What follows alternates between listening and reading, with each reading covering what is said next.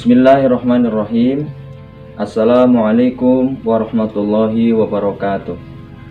Alhamdulillah, bersyukur kepada Allah Subhanahu wa taala atas segala karunia-Nya yang senantiasa dianugerahkan kepada kita.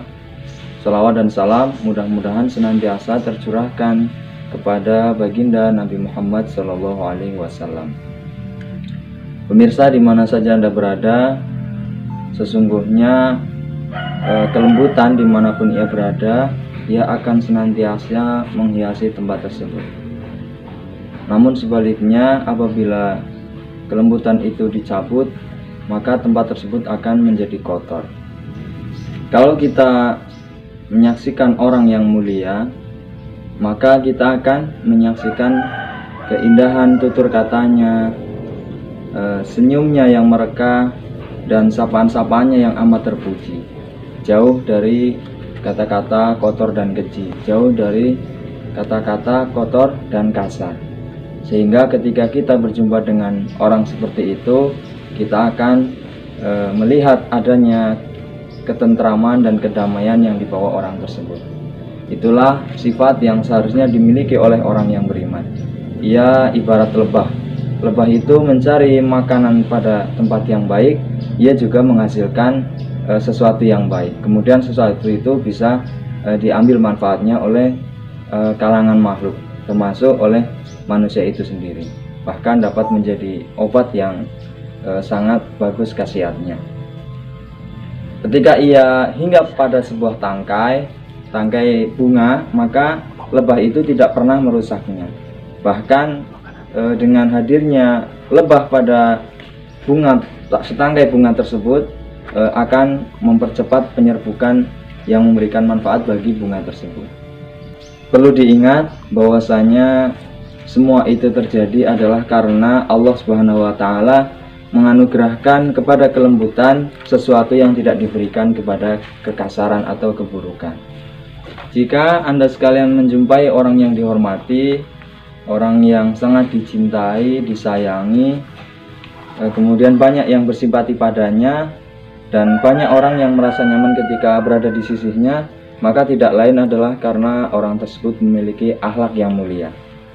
Ia jujur, ia sangat loba, dan akhlaknya sangat terpuji, kemudian tidak suka menyakiti orang lain. Jadi melalui lisannya ia tidak suka menyakiti orang lain. Tuntunan hidup orang-orang yang seperti ini biasanya adalah sangat menganjurkan untuk memperbanyak teman. Nah, orang-orang seperti ini ketika berkumpul, ia akan membawa ketentraman dan kedamaian bagi orang-orang yang di sekelilingnya.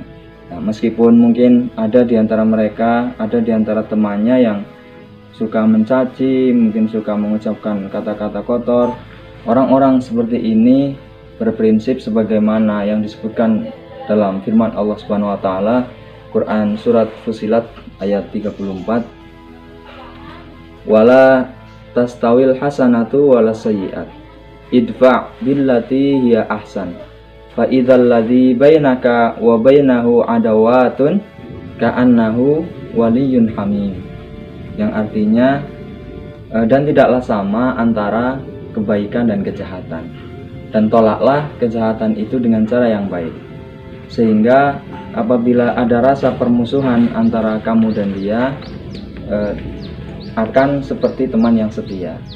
Nah, jadi hubungan pertemanan dan hubungan apapun itu akan baik jika dibangun dengan prinsip ini. Sehingga apabila ada orang yang mencela, mencaci kita, insya Allah apabila kita berprinsip dengan ayat tersebut, kita tolak celaan tersebut, kita tolak hinaan tersebut dengan cara yang baik. Jadi tidak dibalas dengan cara yang sama. Orang mencaci kita, kita balas dengan mencaci. Lantas apa bedanya kita dengan orang tersebut? Nah, orang-orang yang mulia, yang berakhlak luhur, itu ketika dicaci, dihina oleh orang lain, ia tidak akan menganggap hal itu sebagai sesuatu yang memberatkan hatinya. Jadi hanya dianggap sebagai angin lalu. Nah, orang-orang seperti itu mudah melupakan kesalahan orang lain dan mudah mengingat kebaikan orang lain. Jadi hidupnya itu penuh dengan kedamaian dan ketentraman. Nah, akan tetapi jika kita belum mampu untuk bersikap seperti itu, ya minimal dalam mencari teman, meskipun berteman dengan banyak orang itu baik, tapi juga ya minimal kita mencari teman-temannya yang baik-baik. Kalau misal kita belum mampu untuk seperti orang-orang mulia tadi.